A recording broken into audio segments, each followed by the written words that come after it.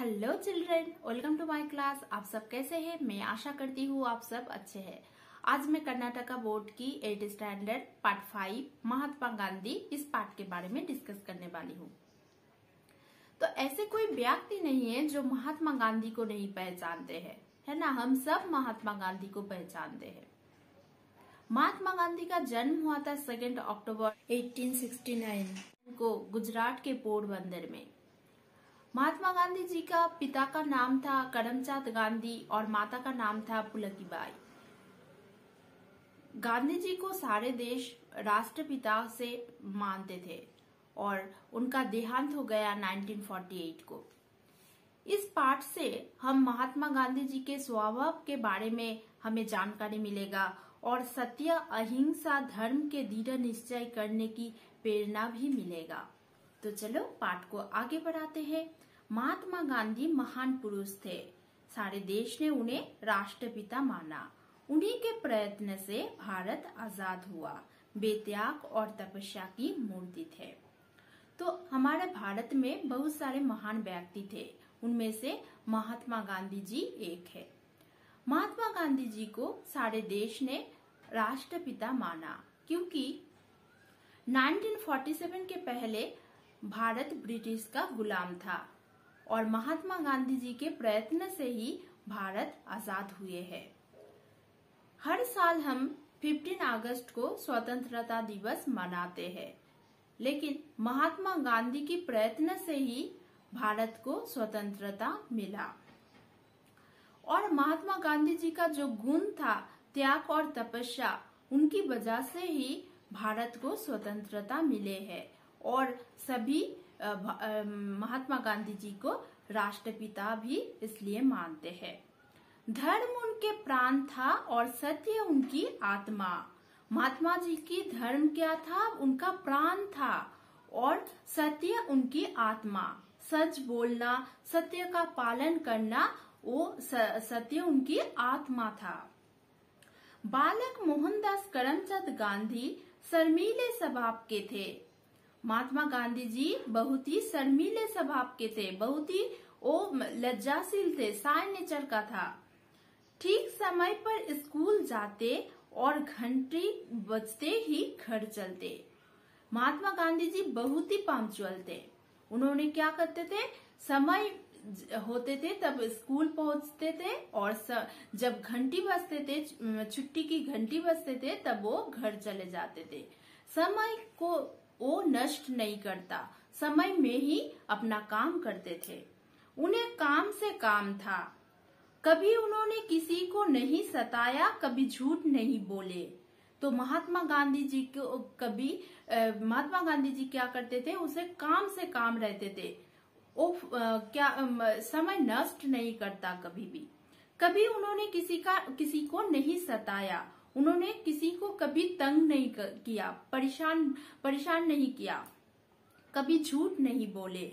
और अभी हमने पढ़ा कि सत्य उनके आत्मा था। सच बोलना, सत्य का पालन करना उसका आत्मा था, है ना। वो कभी झूठ नहीं बोलते थे। एक दिन की बात है। एक दिन की क्या बात है? देखो, शिक्षा विभाग के अधिकारी स्कूल के निरीक्षण के लिए आए। शिक्षा विभाग के अधिकारी मतलब जो एजुकेशन डिपार्टमेंट का इंस्पेक्टर होता है ना, वो स्कूल को निरीक्षण करने के लिए, निरीक्षण मतलब जांच करना, इंस्पेक्शन करना, तो जांच करने के लिए उस स्कूल में आए थे। उन्होंने अंग्रेजी के 5 शब्द लिखवाए।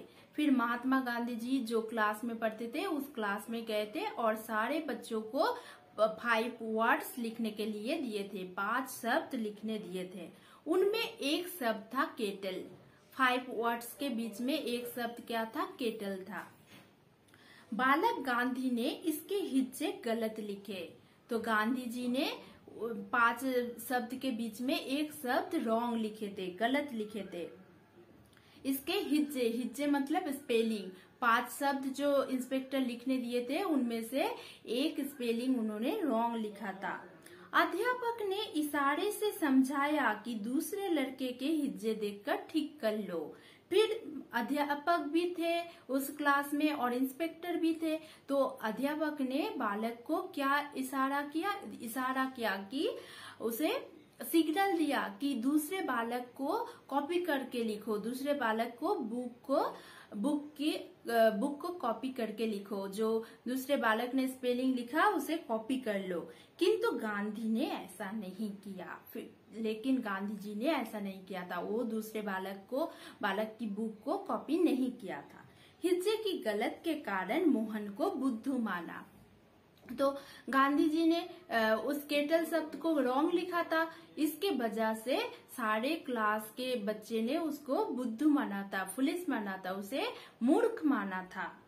किंतु उन्हें बुरा ना लगा। लेकिन महात्मा गांधी जी को फिर भी बुरा नहीं लगा था। उन्हें इस बात की खुशी थी कि उन्होंने चोरी का रास्ता नहीं अपनाया। फिर भी महात्मा गांधी जी को खुशी था क्योंकि उन्होंने कॉपी नहीं किया है ना, उन्होंने चोरी का रास्ता नहीं अपनाया। किसी के बुक को कॉपी करना वो तो चोरी होता है ना, उन्होंने चोरी का रास्ता नहीं अपनाया था। उनकी सत्यप्रियता यही से शुरू हुई। महात्मा गांधी जी का सत्यप्रियता यही से शुरू हुए थे। वो बहुत ही सच थे, है ना, सत्य उनकी आत्मा थे। तो उन्होंने सच बोलना, सत्य का पालन करना वो पालन करते थे। इसलिए उनका जो सत्यप्रियता था वो यही से शुरू हुई थी, जिसने उन्हें आगे महात्मा गांधी बनाया। तो इस सत्यप्रियता के वजह से ही उन्होंने इतना बड़ा एक आदमी बना, महात्मा गांधी, जिसे हम सभी लोग पहचानते हैं और महात्मा गांधी के रूप से, है ना। श्रवण पितृभक्ति नाटक पढ़कर उन्होंने निश्चय किया कि मुझे भी श्रवण कुमार जैसे बनना चाहिए। तो श्रवण पितृभक्ति क्या है? एक नाटक है। श्रवण पितृभक्ति, श्रवण एक लड़का था जिसके पिता और माता दोनों ही ब्लाइंड था, अंधा था। तो उन्होंने क्या किए थे? श्रवण की माता पिता का एक इच्छा थी। क्या इच्छा थी? कि उन्होंने तीर्थ यात्रा करने के लिए जाना चाहते थे। तो श्रवण ने क्या किया? श्रवण ने अपने माता पिता को एक तकड़ी बनाकर एक साइड में अपने पिता को, एक साइड में अपने माता को बिठाया था और उन्होंने अपने कंधे में लेकर उन्हें तीर्थ यात्रा किए थे। तो जब महात्मा गांधी जी इस नाटक को पढ़ा तो उन्हें भी लगा कि मुझे भी श्रवण कुमार जैसे बनना चाहिए। श्रवण कुमार जैसे अपने माता पिता को प्यार करते थे, वैसे ही हमें भी अपने माता पिता को प्यार करना चाहिए, अपने माता पिता को श्रद्धा करना चाहिए। हरिश्चंद्र नाटक देखकर उन्होंने सोचा कि हर एक को हरिश्चंद्र की तरह संकट सहकर भी सच्चाई का पालन करना चाहिए।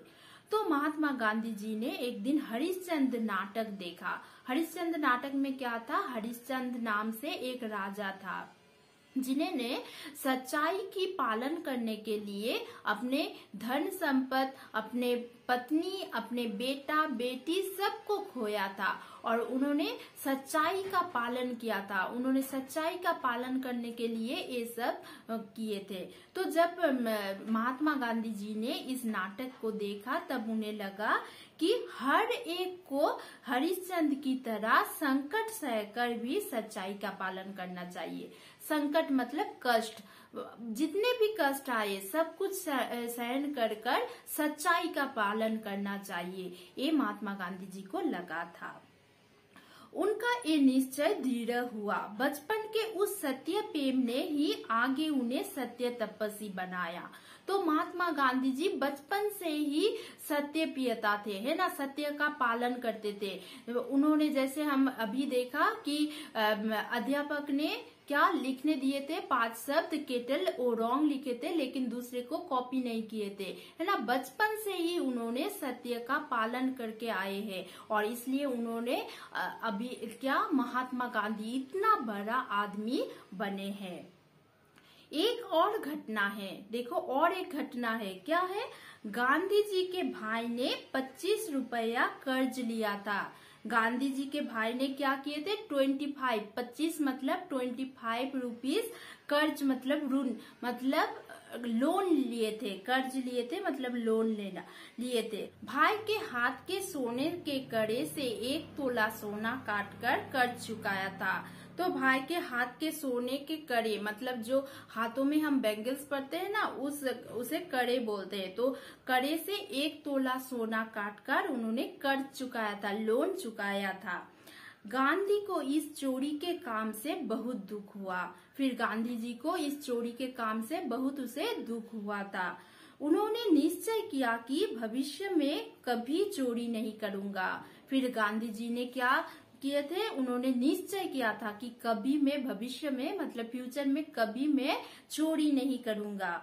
पिता से माफी मांगने की बात सोची। फिर उन्होंने क्या, पिता से माफी मांगने की, मतलब उन्होंने क्षमा मांगने की बात सोची, पर पिता के सामने जाने की हिम्मत ना हुई।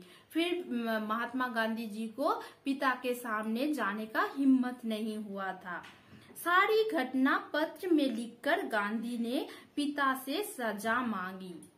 गांधी जी को तो डर के मारे अपने पिता के पास नहीं जा पाए, तो उन्होंने क्या किया, सारी घटना एक पत्र में, एक लेटर लिखा और गांधी ने पिता से सजा भी मांगी। सजा मतलब पनिशमेंट। उन्होंने एक लेटर लिखा और उन्होंने पिता से पनिशमेंट भी मांगा।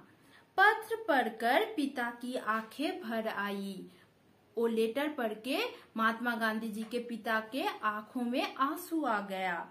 गांधी जी ने हमेशा के लिए चोरी की आदत छोड़ दी। फिर महात्मा गांधी जी ने क्या किया, हमेशा के लिए उन्होंने चोरी का आदत छोड़ दिया। पिता के आंसू देखकर गांधी को विश्वास हो गया कि पिता ने मुझे क्षमा कर दिया। फिर गांधी जी ने अपने पिता के आंखों में जो पानी देखा, उस पानी को देखकर उन्हें लगा कि पिता ने उसे क्षमा कर दिए है। अहिंसा, सत्य और धर्म के दृढ़ निश्चय ने गांधी को महात्मा बनाया। तो अहिंसा मतलब नॉन वायलेंस, और सत्य और धर्म के दृढ़ निश्चय के वजह से गांधी जी ने इतने बड़े आदमी महात्मा गांधी बने हैं। तो बच्चे, इस पाठ से हमें भी ऐसे शिक्षा मिलती है कि हमें भी अहिंसा, सत्य और धर्म के पथ में चलना चाहिए, है ना। तो ये था महात्मा गांधी जी के बारे में। मैं आशा करती हूँ आप सबको समझ में आई है इस पाठ को। तो आज का क्लास यही तक, फिर हम मिलते हैं नेक्स्ट वीडियो में। ओके बच्चों, थैंक यू, बाय।